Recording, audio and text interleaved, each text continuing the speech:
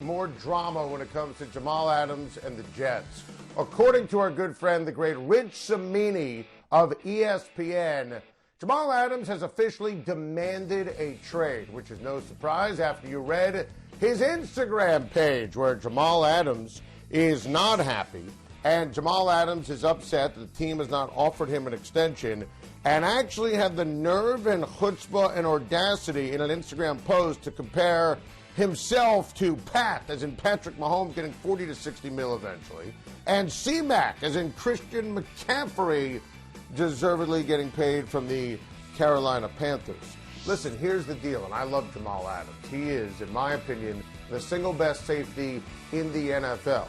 Jamal Adams needs to pipe down. Jamal Adams, unbelievable player. By the way, when he's been a member of the Jets, the team has been dreadful. So I think if I'm Jamal Adams, I'm taking a deep breath and realizing the Jets are moving in the right direction. They have a superb new general manager in Joe Douglas.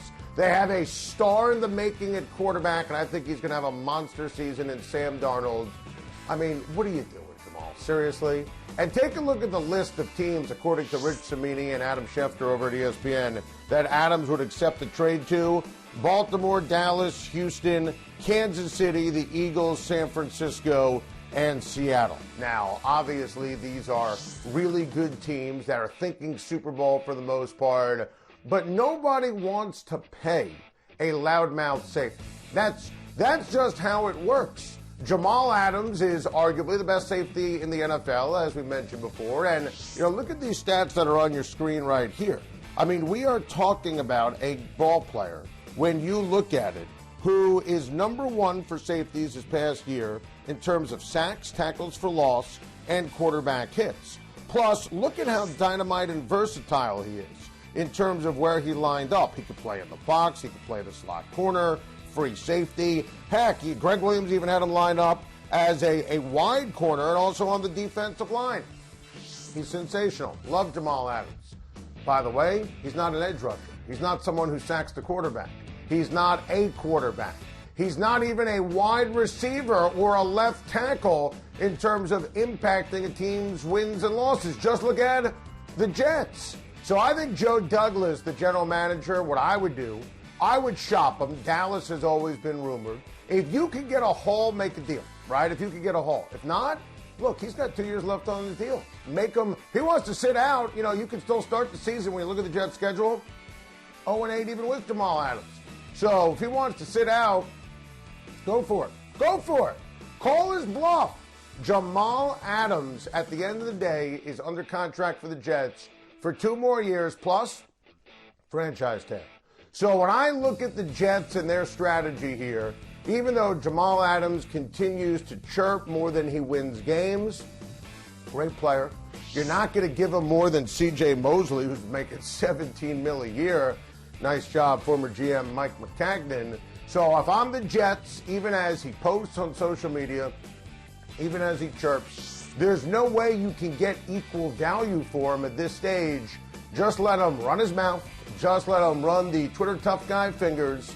And just let him play football for the Jets for the next 2 or 3 years. And if you want to give him a contract next offseason, so be it. Jamal, love you. Phenomenal player. Voted your first team All-Pro. The Jets hold the cards in this situation. Another thing to get off my chest. Deebo Samuel broke his foot, and this is a huge deal. And of all places, he broke it in a workout with the players for the San Francisco 49ers in Nashville. Deebo Samuel, how important is he? Well, look at the screen. He caught 57 passes last year for 802 yards, ran 14 times. Think about all those reverses. Kyle Shanahan ran with Deebo Samuel for 159 yards, scored 6 overall touchdowns during the 2019 regular season. Only 49er receiver with 40 receptions or more last year. And their receiving core, they drafted Brandon Ayuk. It's not deep. Of course, they have George Kittle. They have Kyle Shanahan, who does an amazing job maximizing talent. They'll run the ball. But this is a blow for San Francisco. Now, Deebo says he's going to be back and be back to start the season. But usually this is the kind of injury that sidelines you after the surgery, which he had yesterday, for 12 to 16 weeks. So I think at the end of the day, you have to be concerned here about Deebo Samuel's injury impacting the 49ers. Great news is, obviously, you look at Kyle Shanahan and John Lynch, they've assembled an unbelievable team. But remember, Emmanuel Sanders no longer on the squad. And Deebo Samuel, look at these numbers here, what he did in the postseason. He was ridiculously amazing. 10 catches for 127 yards, 6 carries for 102 yards in the postseason. Led all 49ers receivers in receptions and receiving yards in the postseason.